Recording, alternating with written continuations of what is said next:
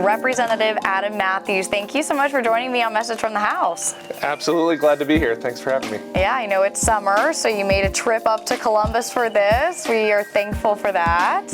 It's great. I was here already for the Governor's Office of Faith-Based and Community Initiatives, where we're working on doing public-private partnerships with grants and other things of helping communities, and it was great to be up here already. That's awesome. Yeah. Very good to hear. I think that'll roll right into the first little preliminary question I have, which is, this is a solo episode. I would love if you could just tell folks a little about yourself, your district, and, you as a representative. Wonderful. Well, thank you so much. Adam Mathews, I'm in my second term here. I was a mechanical engineer before going back to Notre Dame for law school to be intellectual property. Married to my wife, Amanda. We have 5 kids, 11 down to 1 year old, in Warren County, Ohio, just north of Cincinnati. We had, over the last 2 weeks, the Cincinnati Open, one of the biggest tennis tournaments in the world, and that just finished up. We are one of the fastest growing counties there. We have a lot of tourism, Kings Island, the Golden Lamb, Little Miami River, and canoes.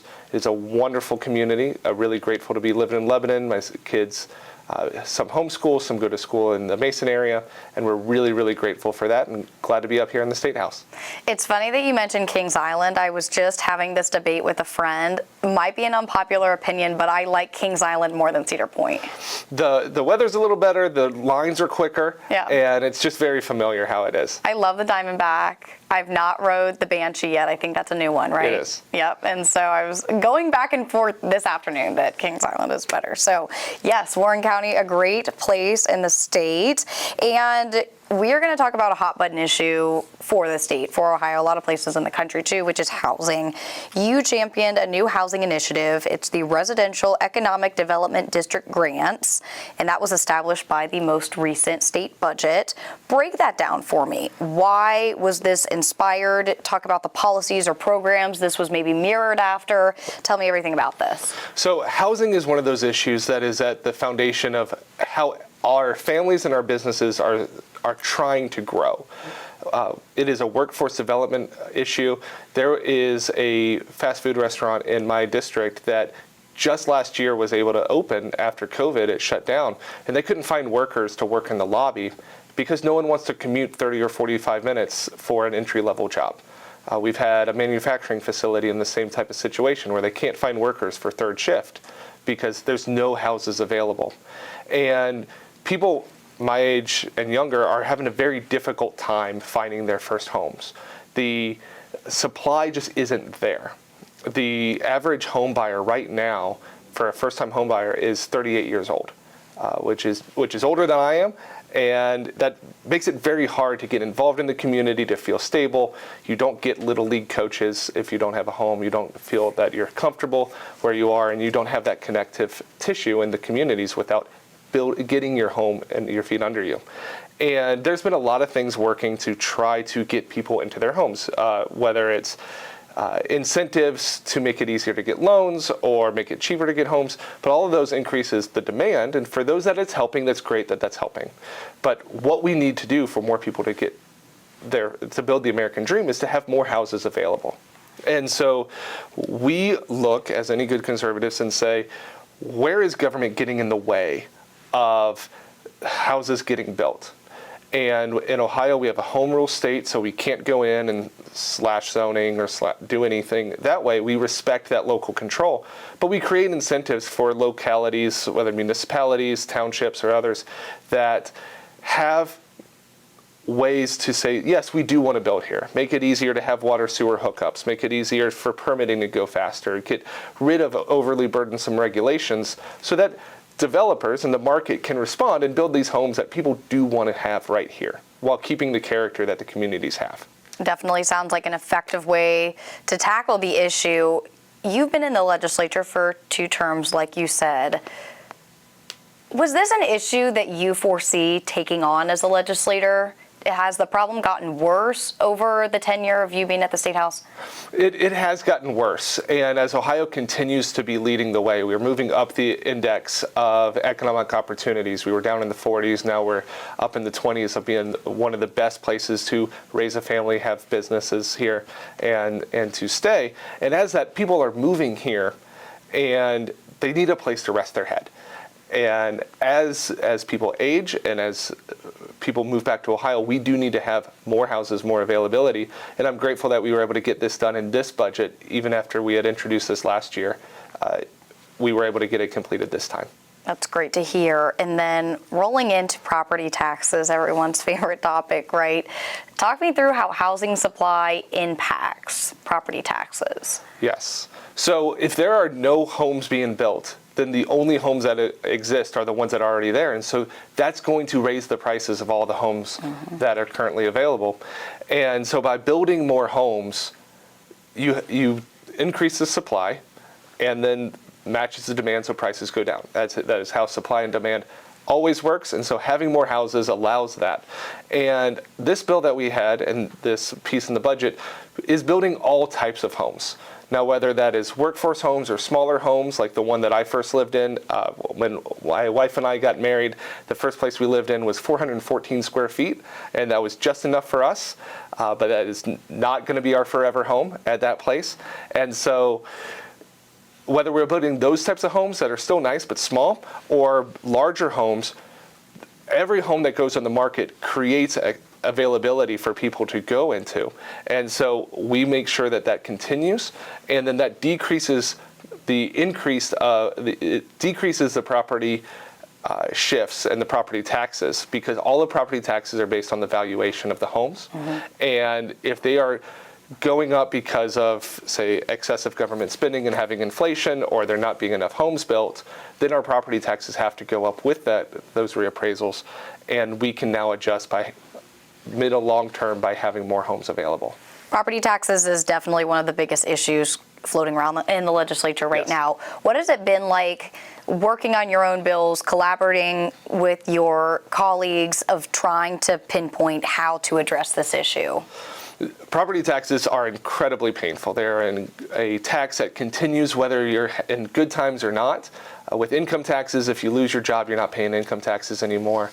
If you get on hard times and need to tighten your budget for sales tax, you can do that. But property taxes, if you continue to be living in your house, you keep paying your property taxes. And we do not want seniors being kicked out of their houses. We don't want people to not be able to absorb a huge reappraisal that results in more taxes. And so those are the main points.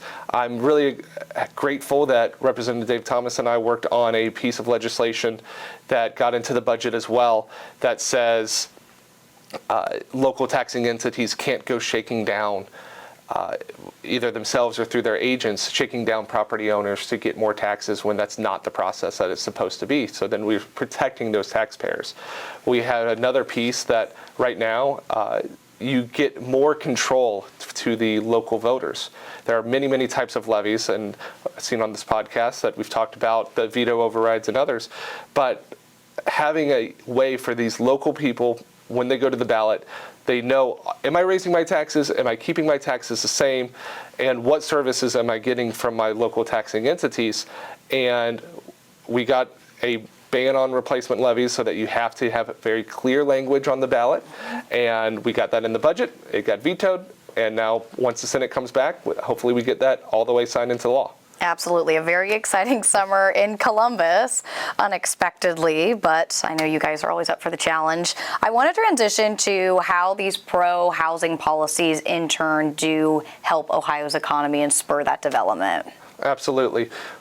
Whenever there are cranes outside, whenever lumber's being built, and you have jobs. You have jobs at that instant because you have infrastructure being laid, you have workers coming in and hopefully staying here in Ohio, you have those that need to be working and building these homes. And then once you have homes and you have workers, you have retail in those areas. There's places right where I live in Lebanon that they've been asking for a Chick-fil-A for a very long time, and Chick-fil-A knows that you need a certain number of cars going by to sustain that. And that works for lots of the economy. If you need a certain threshold of having enough people there to make your mid-level, high-level retail work, your larger manufacturers working. And by having more housing, you can keep the character of your communities, but still have more people there. And we will be able to continue to have Ohio being one of the beacons in the Midwest by having more houses that are being built. And I do want to bring up, just so folks know, you started at the local level, so Yes. you understand how this directly impacts, the town's Chick-fil-A and things like that, correct? Correct. I came up from the city of Lebanon on their city council and the vice mayor, and it's been great to be up here and take those lessons, respecting the local control, but also incentivizing making government more effective, smaller, and more responsive. Yeah, absolutely. You mentioned it in the beginning. I want to switch gears and talk a little bit about the Cincinnati Open, which just wrapped up. You played a huge role last year in securing the capital funding for those upgrades. The communications team had the opportunity to go see it last year, which I'm sure looks even better this year. Talk about the work that went into securing that funding, how it's so beneficial, and why it's so important to that region. Thank you so much. And it was beautiful. It was beautiful before, and now it's even more beautiful. And it was a $260 million renovation and expansion. We almost lost that tennis tournament. The new owners were based out in the Carolinas, and we're looking at building a new facility out there to handle the 2-week tournament rather than the 1 week that the Lindner Center of Tennis had been hosting before. And we had to work in ways that were incredibly creative and a little bit counterintuitive to the way that the state legislature normally moves. The capital budget is normally where these types of infrastructure plans are, and because of the timelines, the new owners of the tennis tournament told us we needed to have in letter, are we going to get the type of funds to build this here in Ohio? So it had to be in the operating budget, which is rare, but we were able to get $22.5 million there, and then when we came back in the capital budget, get $27.5 million in the capital budget, because this is going to be something that moves from just a 1-week use for the tennis tournament. Now it's a 2-week tennis tournament, and has brought back the Ohio State high school finals. The girls are going to be on October 16th and 17th. Oh, wow. Right there, and I expect the Mason girls to be back there. They've been there many, many years. And then the boys will be in the spring. And we're making plays for the Big Ten finals, the NCAA finals, and many other venues there, so that there's a year-round activation for this facility, because if you're going to take taxpayer dollars, it should be for the entire community. And we wanted to make sure that it was very good return on investment, because, again, there's no such thing as state dollars, they are taxpayer dollars. And at the same time that we were working on keeping the Cincinnati Open here and building that infrastructure, we're also working to cut the income tax. Last term, we brought it down from 4 tax brackets down to 2 tax brackets. This time, we were able to get it down to flat tax. And while we're shrinking that, we were also making sure we were investing to bring in, you had the $50 million from the state, but even at a 1-week tournament, it brings in $80 million every year. And we're looking at, this year, brought in over 285,000 individuals to come to Warren County. And we're looking at between $150 million, $200 million every single year of economic activity. So it's gonna be wonderful. That's amazing. Yeah, it was neat to watch, online and just see the stadium upgrades and all the people. And obviously they're going to restaurants in your county. They're staying at hotels. So it all kind of goes back. Absolutely. The parking lot at Kings Island was packed the entire time. The Golden Lamb up in Lebanon was busier than normal. And you had all these people come. And we heard from the tennis players that this was on par, even better than some of the Masters levels, the U.S. Open, and it's a beautiful facility. And we're really excited for everything we were able to get done. That is great to hear. And then looking forward to fall, I chuckle because we're essentially almost there, right? Summer flew this time around. Anything that you are working on or anything else that you'd like to talk about legislatively that you're going to focus on this fall? Absolutely. We are going to continue working the tax code to promote families, promote Ohioans, and Rep. Santucci and I have the bill to get rid of the marriage penalty on 529s and ABLE accounts. Those accounts are tax-free ways that families can provide for their kids' future education, or the parents of kids with developmental disabilities give funds for them so that they can be taken care of and not be dinged for income expenses when they get older. And right now, there is a marriage penalty that you can only give half as much if you're filing jointly. And we got that through the House. We're looking to get that done in the Senate to make sure that the tax code is simple and incentivizes the good and right things. Yeah, it's probably hard to make tax code simple.